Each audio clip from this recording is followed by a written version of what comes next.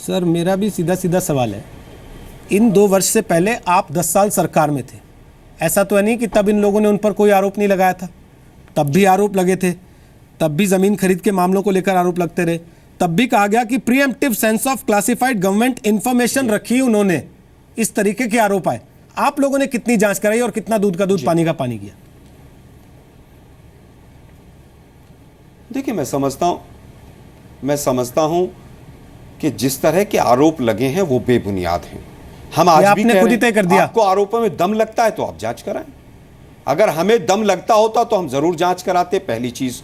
दूसरी चीज, high court और सुप्रीम कोर्ट से रॉबर्ट वाड्रा जी के जमीन के सौदे जो हुए उनमें क्लीन चिट मिली, और सुप्रीम कोर्ट ने यहां तक कहा कि बीजेपी का समर्थित व्यक्ति अगर इस तरह से कोर्ट को, न्यायालय को गुमराह करता है तो यह गलत है, उसको फटकार लगाई। और कौन सी जांच चाहिए आपको? संबित पात्रा, अब मेरा सवाल आपसे है सर, आप लोग सीधे सीधे जांच क्यों नहीं करा लेते? एक रॉबर्ट वाड्रा जांच आयोग बना दीजिए। क्यों जानबूझकर सोनिया गांधी को टारगेट करने के लिए हर थोड़े दिन बाद रॉबर्ट वाड्रा के नाम की कोई चिट्ठी निकाली जाती है और उसके बाद उसको लेकर बयानों का सिलसिला शुरू हो जाता है?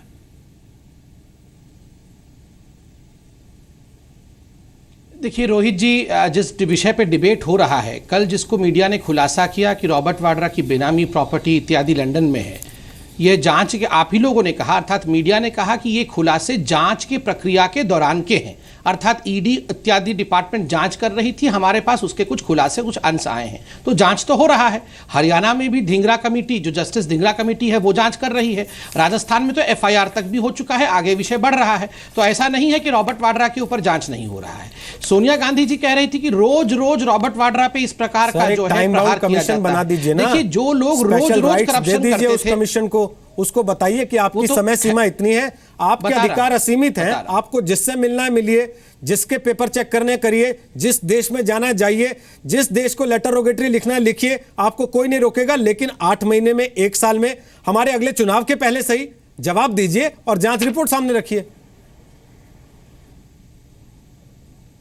देखिए, वो तो है ही, ढिंगरा कमेटी टाइम बाउंड है। ढिंगरा कमेटी मेरे ख्याल से और 1 महीने के अंदर ये रिपोर्ट सबमिट कर देगी, तो ऐसा नहीं है कि ढिंगरा कमेटी टाइम बाउंड नहीं है। और ईडी इत्यादि जो रिपोर्ट्स कर रही हैं, जो इन्वेस्टिगेशन कर रही हैं, वो अपने पेज में किसी भी कंट्री को लेटर रोगेटरी लिख सकती है और किसी भी कंट्री से ये इंफॉर्मेशन ले सकती है। तो किसी प्रकार की बाध्यता, किसी प्रकार का अंकुश इन डिपार्टमेंट्स के ऊपर नहीं है।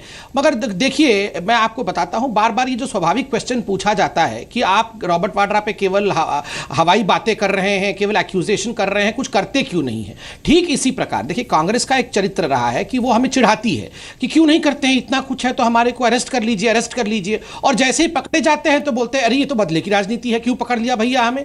इसका उदाहरण देखिए, नेशनल हेराल्ड का केस। नेशनल हेराल्ड के केस में जब ये तथ्य 5,500 करोड़ के घपले का तथ्य हमने रखा पब्लिक में, तो इन लोगों ने कहा अरे अच्छा, अगर ऐसा है तो आप कोर्ट में चले जाइए ना, ये सारे दस्तावेज लेके कोर्ट में दिखा दीजिए। हम चले गए, कोर्ट में दस्तावेज दिखा दिया। कोर्ट ने कहा हाँ भैया, ये अक्यूज नंबर 1 सोनिया गांधी और अक्यूज नंबर 2 राहुल गांधी, इन दोनों ने गड़बड़ी तो की है। वो विषय इतना बढ़ा आगे कि दोनों माँ बेटे आज बेल पे बाहर हैं। तब इन्होंने अगले दिन ही पार्लियामेंट रोक दिया और कहा ये वेंडेटा की पॉलिटिक्स है, ये जो वेंडेटा है, ये बदले की राजनीति है, ये ठीक नहीं है। आप बताइए, कभी आज तक आपने सोचा था कि ये माँ बेटे दोनों बेल पे बाहर होंगे? तो ये हमारे डरते हैं ना, इसका मतलब आप लोग डरते हैं कार्रवाई करने से। किस बात? इसी बात से कि हंगामा हो जाएगा। नहीं, अगर किसी आम आदमी पे आरोप लगता है, इनसे पूछिए हरियाणा में एक सर, अगर किसी आम आदमी पे आरोप लगता है, आलोक जी, आप कह रहे हैं कि हमने कमीशन बैठा दिया, और कमीशन कब तक रिपोर्ट देगा, उसकी तारीख बता के जाएं यार। आलोक जी, मैं पूछ रहा हूं ना, यही सवाल था ना मेरा, मैं पूछूं, आप चिंता मत कीजिए। केस था आलोक जी, कैंसिल क्यों नहीं करते हैं आप लोग? अगर आपके अंदर ताकत है तो। आलोक जी, इतना आपा मत खोइए, आराम से। मेरा सवाल संबित पात्रा ये है सीधे सीधे तौर पर कि इसका मतलब आप लोग डरते हैं हंगामा हो जाएगा, पहुंच कहीं जाते हैं। अगर आप लोग सरकार चला रहे हैं तो फिर आप लोग डरते क्यों हैं? और अगर डरते हैं तो फिर आपके सांसद हर तीसरे दिन नई चिट्ठियां क्यों ले आते हैं? देखिए, डर तो देखिए, डर तो आज सोनिया जी की आंखों में दिखा है, वरना जिसको कल तक वो प्राइवेट सिटीजन कहते थे, उसको बचाने के लिए खुद सोनिया जी को सामने आना पड़ गया।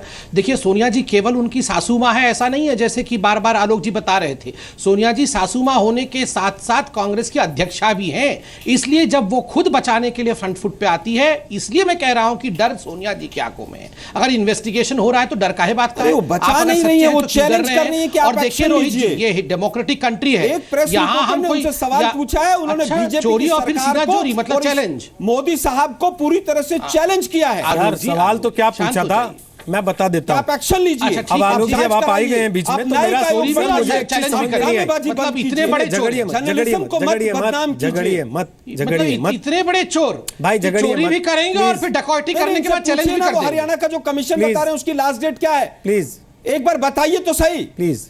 अरे पूछेंगे क्यों सत्ताधारी भैया? दल के राष्ट्रीय प्रवक्ता हैं, पूछेंगे डकैती क्यों? जैसा शब्द जेल के इस्तेमाल पीछे कर रहे हैं। भेजेंगे, आपका चिंता मत स्तर ही करिए। ये है।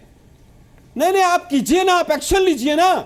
आप हाँ, क्यों हाँ, नहीं लेते एक्शन? बिल्कुल। मैं बताता हूं, हाँ, आप एक नाथ मुझे खड़से के कोई मुद्दे डर से नहीं है, मैं छुटाना बिल्कुल चाहते frustrated हैं। नहीं। दाऊद से जो आपके मंत्री और बात कर रहे ये जो हैं, 2G, आप मुझे बताइए ना 3G, कितने ईडी के और बेनामी आईबी के प्रॉपर्टी, कितने लेटर ये सब रॉकिंग के डकैती पीछे लगी नहीं है? तो क्या ये बड़ा आप मुझे हवन पूजा बताइए था? ना, सीएजी ने कहा कि वहां पर 20,000 करोड़ का सीजी बेसिन में गुजरात में घोटाला हो गया। मैं जानता हूं आलोक जी, आप बहुत परेशान हैं। आपके आइए, देखिए वापस आइए, देखिए गैर के दामाद के लिए आप क्यों परेशान हो रहे हैं? ईडी का नोटिस आज तक नहीं गया। एक प्राइवेट सिटीजन के लिए इतने परेशान मत होइए। अपना तब रुकिए, फिर आप लड़ लीजिए, मैं तो ब्रेक लेता हूं। नहीं तो बैठिए बैठिए, प्लीज शांत पात्रा जी रुक जाइए प्लीज।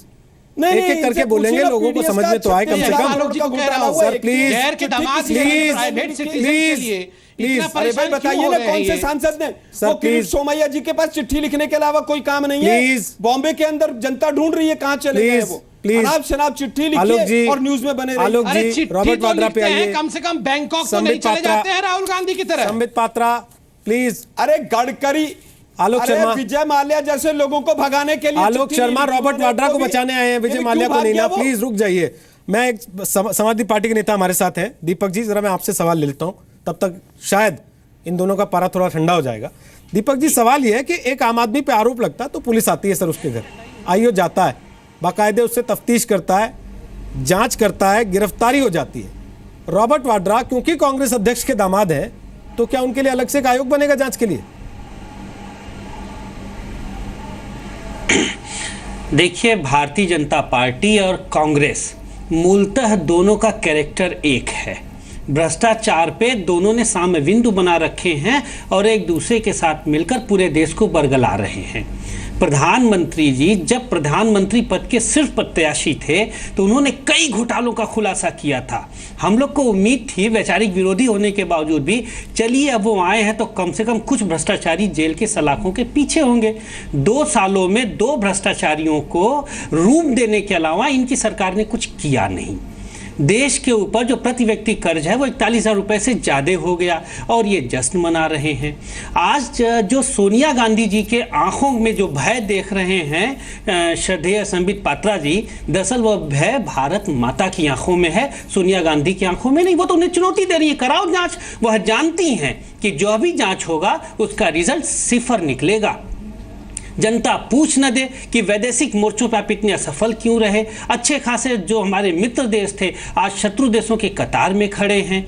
भारत को सुरक्षा परिषद की अस्थायी सदस्यता मिली नहीं, हिंदी आधिकारिक भाषा का दर्जा हुआ नहीं, प्रधानमंत्री जी मॉरिशस में झूठ बोले और भोपाल में झूठ बोले, तो इन झूठों पे जनता उनका दामन न पकड़ ले, इसलिए ये सोनिया सोनिया खेलते हैं, कभी रॉबर्ट खेलते हैं और बरगला देते हैं पूरे देश की मीडिया को, बरगला देते हैं पूरे देश को।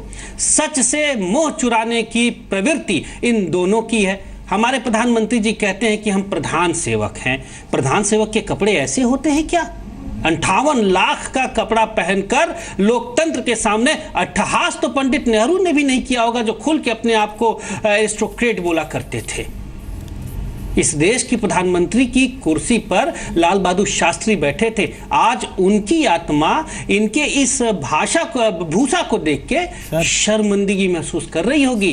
लोक भूसा नहीं, लोक भाषा नहीं, ऐसी छूट ऐसे।